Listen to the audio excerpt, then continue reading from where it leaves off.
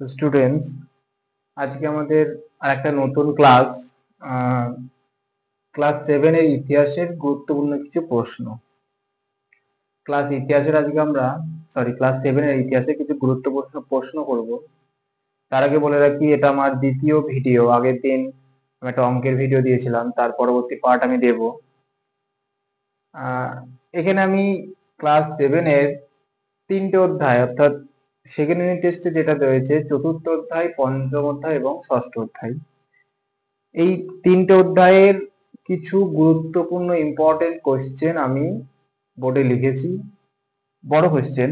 সেই কোশ্চেন গুলো তোমরা নোট ডাউন করবে, এবং নোট ডাউন করার পরে তুমি যে কোনো বই, তোমার কাছে টেক্সট হতে পারে, তোমার কাছে রাইমার্ডিন হতে পারে, বা তোমার কাছে ছাত্রবন্ধু হতে পারে, যে কোনো বই থেকে তুমি এর অ্যান্সার খুঁজে নেবে, বাকিটা পড়বে।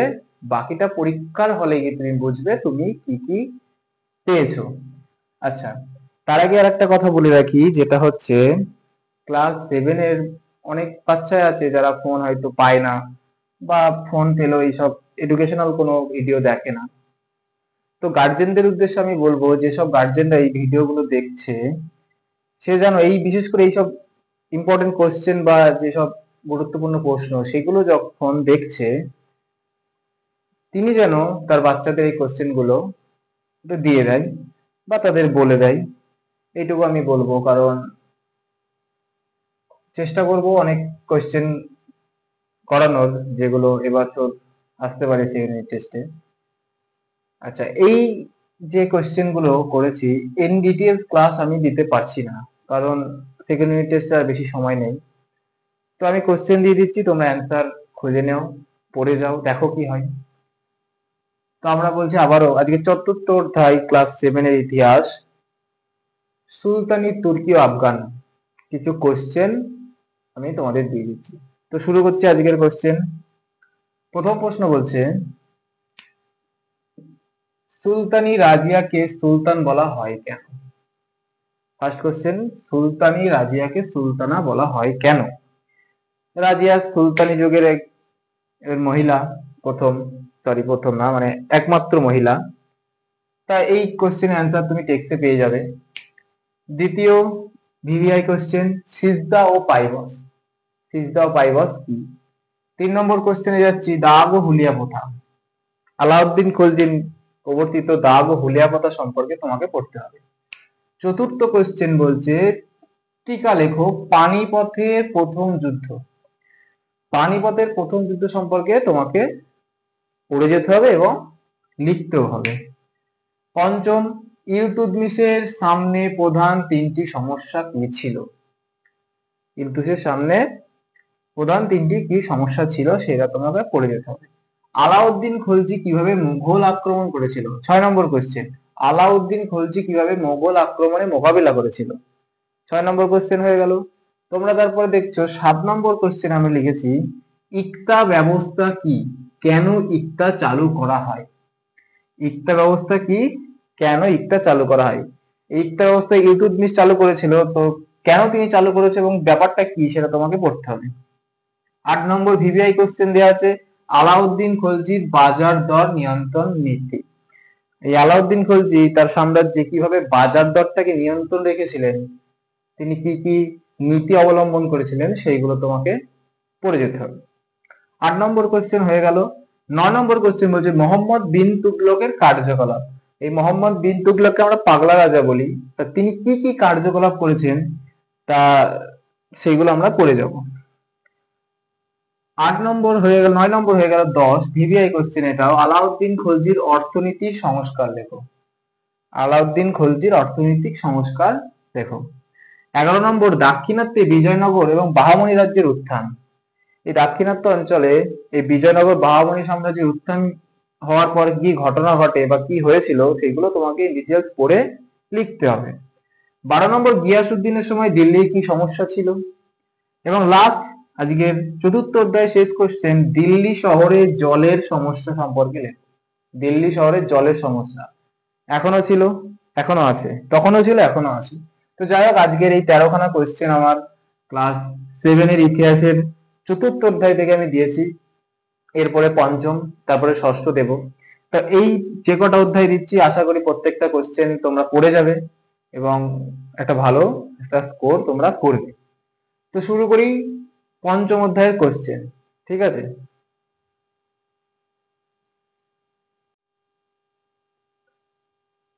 তো চলে এলাম পঞ্চম অধ্যায় মুঘল যুগ নিয়ে বা মুঘল সাম্রাজ্যের কিছু কোশ্চেন আছে। তো দেখো কি কি কোশ্চেন দিয়েছি।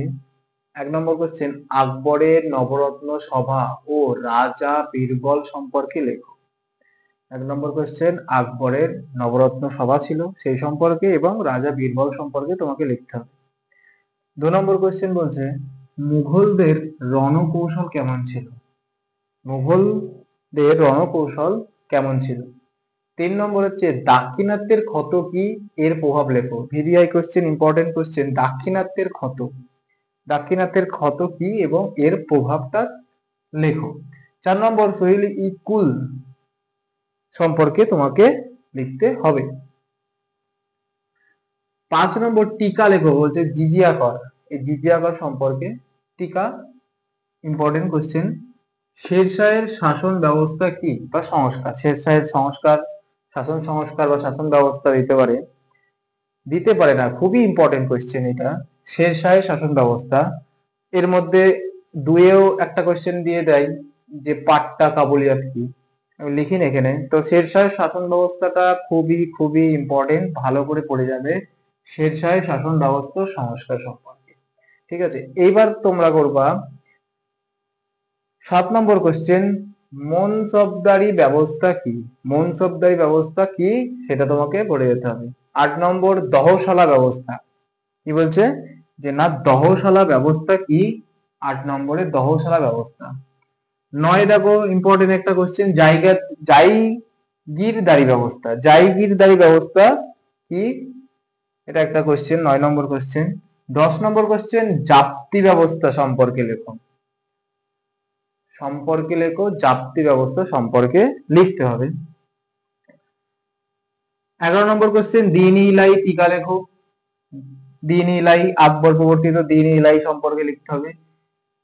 12 নম্বর কোশ্চেন, জাহাঙ্গীরের শাসনকাল, মানে জাহাঙ্গীর শুরু থেকে শেষ তার শাসনকালে কি কি করেছে ইন ডিটেলস পড়ে, মোটামুটি তার ইম্পর্টেন্স যে পার্ট গুলো পড়ে নিয়ে তোমাকে তার সম্পর্কে লিখতে হবে। আকবরের শাসনকাল সম্পর্কে লেখো, এটাও সেম, আকবরের শাসনকাল। আকবর মুঘল সাম্রাজ্যের মানে একটা বিরাট বড় সম্রাট ছিলেন, আকবরের শাসনকাল সম্পর্কে লিখতে হবে। লাস্ট কোশ্চেন বলছে, প্রত্যেক সম্রাটের সমাধিস্থল, এটা একটা শর্ট কোশ্চেনের মধ্যেও দেয়, দুইয়েও দেয়, বটে দেবে না আশা করি। প্রত্যেকটা সমাধিস্থল মানে কি, প্রত্যেক যে সম্রাটরা মারা গেছেন তাদের নির্দিষ্ট এক জায়গায় কি সমাধি করা হয়েছিল, তা প্রত্যেকটা জায়গা কার কোথায় সমাধি করা হয়েছে সে সম্পর্কে তোমাকে পড়ে যেতে হবে। তো চলে এলাম আজকে ষষ্ঠ অধ্যায়, নগর বণিক ও বাণিজ্য। তো ষষ্ঠ অধ্যায়ের বেশি কোশ্চেন দিইনি, 6টা কোশ্চেন আছে, তোমরা দেখে নাও। এক হচ্ছে হুন্ডি কি, হুন্ডি কি এবার খুবই ইম্পর্টেন্ট একটা কোশ্চেন, হুন্ডি কি। 2 নম্বর, সুলতানি আমলের জল সংরক্ষণ ও জল সরবরাহ ব্যবস্থা। 3 নম্বর, টিকা লেখো, লালকেল্লা, ইম্পর্টেন্ট কোশ্চেন, টিকা লেখো। 4 নম্বর, শাহজাহানের নাগরিক চরিত্র লেখো, শাহজাহানের নাগরিক চরিত্র লেখো। 5 নম্বর, দিল্লির সুলতানি আমলে ব্যবসা বাণিজ্যের বিস্তার, এটা এই অধ্যায়ের খুবই ইম্পর্টেন্ট একটি কোশ্চেন, দিল্লির সুলতানি আমলে ব্যবসা বাণিজ্যের বিস্তার। লাস্ট,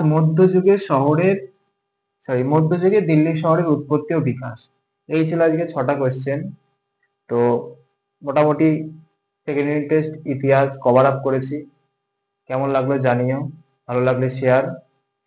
আর যদি ইউটিউবে সাবস্ক্রাইব করতে চাও, এটাই আমার YouTube channel, Arup private and coaching লিখে সার্চ করলেই চলে আসবে। তো আজকে এই পর্যন্তই, দেখা হচ্ছে আবার একটি নতুন ভিডিওতে, ততক্ষণ পর্যন্ত ভালো থাকো, গুড নাইট।